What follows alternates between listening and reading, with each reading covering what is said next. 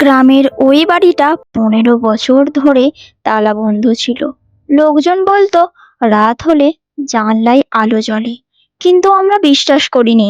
সেদিন দরজাটা খুললাম, সেদিন বুঝলাম কিছু দরজা বন্ধ থাকাই ভালো। চলো বন্ধুরা, এই গল্পটা তোমাদের পুরোটা শেয়ার করি, শেষ পর্যন্ত দেখতে থাকবে। যদি ভালো লাগে চ্যানেলটা সাবস্ক্রাইব করে পাশে থেকো। শুরু করা যাক আজকের গল্প। আমি আর আমার পরিবার শহরের কোলাহল ছেড়ে গ্রামের একটা পুরনো বাড়ি কিনলাম। বাড়িটা খুব বড়, চারিদিকে গাছপালা, শান্ত পরিবেশ। গ্রামের লোকজন প্রথম দিন থেকেই বলেছিল ওই বাড়িতে রাত কাটানো সহজ না। আমরা হাসতাম, ভাবতাম এগুলো গ্রামের কুসংস্কার। কিন্তু বাড়ির একটা ঘর সবসময় বন্ধ ছিল। বাড়ির আগের মালিক চাবি দেয়নি, বলেছিল ও ঘর না খুললেই ভালো। প্রথম রাতেই শুনলাম কেউ যেন ধীরে ধীরে হাঁটছে করিডোরে, ঠক ঠক ঠক। আমি ভেবেছিলাম হয়তো ইঁদুর, কিন্তু শব্দটা থামছিল না। রাত 3টার দিকে হঠাৎ বন্ধ ঘরটার দিক থেকে মৃদু কান্নার শব্দ এলো, একটা মেয়ের কণ্ঠ। আমি গা ছমছম করে কম্বলের ভেতরে ঢুকে পড়লাম। পরের দিন বাড়ির পেছনে পরিষ্কার করতে গিয়ে একটা পুরনো চাবি পেলাম। চাবিটা ঠিক সেই বন্ধ ঘরের তালার মতো লাগছিল। মনে কৌতূহল হলো। মা বাবা বাইরে গেল, আমি দরজাটা খুললাম। দরজা খোলার সাথে সাথে একটা ঠান্ডা হাওয়া বেরিয়ে এলো। ঘরের ভিতর ধুলো, একটা পুরনো কাঠ, আর দেওয়ালে ঝোলানো একটা ছবি। ছবিতে একটা মেয়ে, তার চোখে অদ্ভুত দৃষ্টি।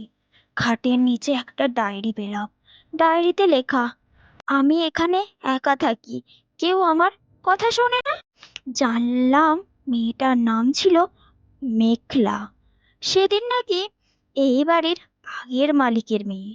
গ্রামের লোকজন বলতো সে নাকি একদিন হঠাৎ নিখোঁজ হয়। সেই রাতেই আমি ঘুমাচ্ছিলাম, হঠাৎ অনুভব করলাম কেউ আমার বিছানার পাশে দাঁড়িয়ে। চোখ খুলে দেখি একটা মেয়ে, সাদা কাপড় পরে, চুলে মুখ ঢাকা। সে ধীরে ধীরে বলল, আমার ঘর কেন খুলেছো? আমি কথা বলতে পারছিলাম না। সে আঙুল তুলে বন্ধ ঘরটার দিকে দেখালো। পরের দিন গ্রামে একটা বুড়ি মহিলার কাছে গেলাম। তিনি বললেন মেঘলাকে নাকি তার পরিবারই সেই ঘরে বন্ধ করে রাখতো, কারণ সে নাকি সব সময় বলতো কেউ তাকে ডাকছে। এক রাতে সে হারিয়ে যায়, কেউ আর তাকে খুঁজে পায়নি।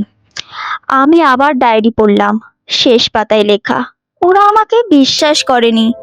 আমি ওই ঘরের আয়না, ওদের দেখতাম, ওরা আমাকে ডাকতো।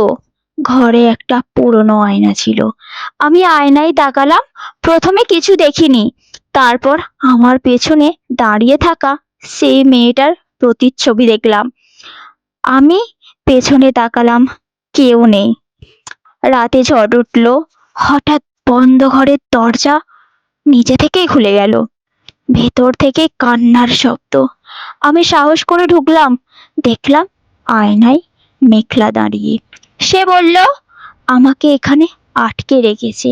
হঠাৎ আয়নাটা ভেঙে গেল, ঘর কেঁপে উঠল, লাইট নিভে গেল।